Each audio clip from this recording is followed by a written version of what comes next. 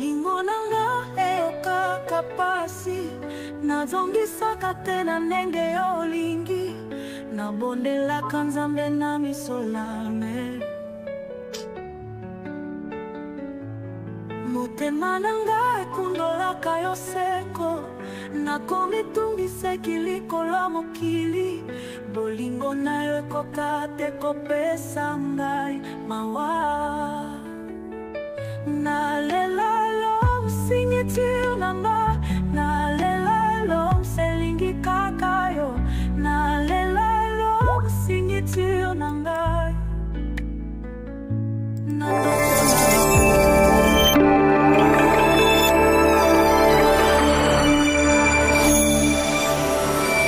Et voilà, bonjour à tous, bonjour, j'espère que vous allez bien. Salut à tous, bienvenue sur la chaîne Elom Signature. Si tu es ici pour la première fois, n'hésitez pas à t'abonner sur la chaîne, on se fera du bien.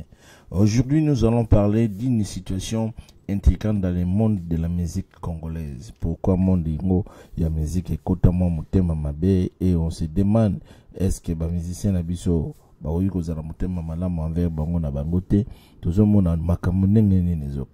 savez, c'est le Scrum, l'un des musiciens emblématiques de notre culture. Et un jour, c'est le a eu l'idée de créer un festival pour promouvoir la musique congolaise. Oyebi, Oriko a idée, mais on a bongote. Ayaki na idée na plateau. Après ça qui va idée, c'est le a écologie na makamba festival trop.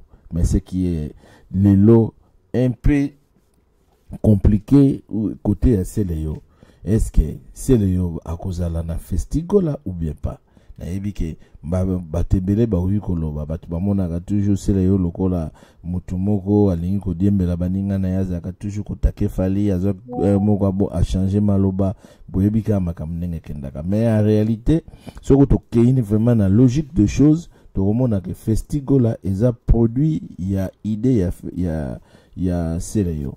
C'est le yo mutapesa qui idée à banaye ko lubelango batutu bayebi. Mais qu'est-ce qui fait les lots? Basali festigola ba inclure c'est le yote. Ezani nezali barankini mogo ezali personnel ezali logonini. Question na nazo mituna à tout moment. Bon, oui makama musique ndenge kendaka. Mais elogo eza important nga nazo mona mabeni ndenge nini communauté fandaka, ndenge communauté za kolobela. Omona mutaju idée na ye, mais batu mutu mususu ayibi idée na ye ake kosalela la idée wana sans même ko impliquer mutukolo idée. Donc boko mbongo na sima la idée ya Seleyo. Dommage ane que Seleyo pa yebi na vraiment ndenge makamba ba droit ezalaka te. Soki ezalaki ba mboka mususu orunga koloba ngai mutu naki na idée wana tana ndenge basali ngai. Bon, ngana yebi yango tolobaka toujours makambu ya Ferregola zali champion Ferregola yokaka soni te. Ferregola yokaka soni te ya kozwa ba ida batu banzemba batu donc asalaka makambo nanko po ayebi ke muta okende na ni pa azate. Et makambo ezo continuer na kati ya communauté na biso ezo kene bon. Réalisation c'est ça la ministère ya kosa akozalate. Et là monsieur ces nini tolobaki na kati ya organisation na mwamba magui ezebele. Et là on ni sali ki c'est le yo azalate. Na kotela bino video mongo ya muki boyoka ndenge c'est le azakolela. Et ni kolobaki na kati ya organisation na mbongo vomeza na ngote. Mbongo ezate o bagui kopesa ndenge ba festival ezalaka. C'est-à-dire so okena logique ya makambo festival wana ezakaka Ferregola na batu na ende mutu bagui ko récupérer mbongo. Pour la plupart bato babengisi wana bazaba bato bazoluka succès, bazoluka visibilité et ba organisateur bazo profiter na yango. Donc c'est un peu ça, puis c'est sérieux le bien, il fallait pas foutre les tickets à kende, mais tickets zate, hôtel zate, or c'est le zate une équipe, il faut foutre à battre ça la bané. Et loko wana, tozolo bana musique congolaise, botika kole sa musique. Soko koke loko tetika, ore que osale loko po batba mona yoka kozosala. Bon, souhaitons que makambe ekosimba, mais ekozala sans seleyo akozala te. Bon, tozo pe que ça peine à faire, atika moi esprit oyazanango ya kinkadia po abani komela baninga na le lote tala makambasa na dynastie ameli bandeko ya dynastie lelo yo asali festigola ata mutu moko o bayema na dynastie azate à part ba petit déplique na hebite sori même fabrica sa kozala kuna bon depuis kazali na ye depuis kazali azana ya kopeta depuis kazoluka ndenge ni na wiko mata succès ezongela yata mokie babina Philippe baza un peu dans l'embrouillement.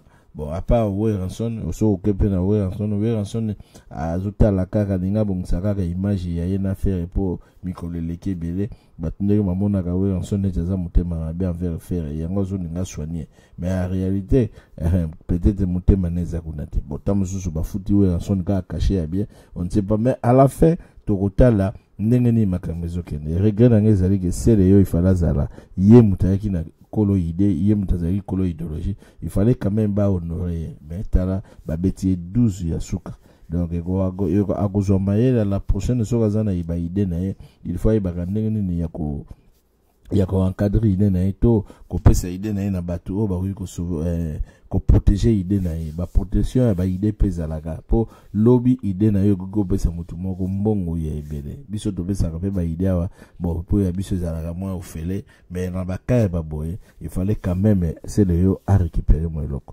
bon wana ezalaki elom signature makanisi na ngai ezali koloba amente soko sepeni na émission ou bien aux na suggestion ko sala o meki ko tikela biso commentaire et ko sala biso toko sinon bo partager vidéo oyo boye bisana batu faire gola atika motema mabe oyo azana ngo envers bande konaye toko to mona na ngonga moko à suivre bye yo.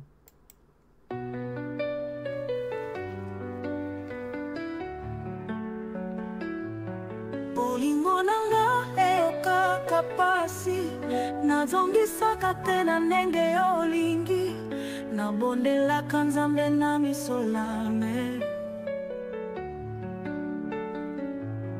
motema nanga ekundolaka yo seko nakomitungisa likolo mokili bolingo na yo ekoka te kopesa ngai mawa nalela lo signature nanga nalela lo selingi kaka yo nalela lo signature nanga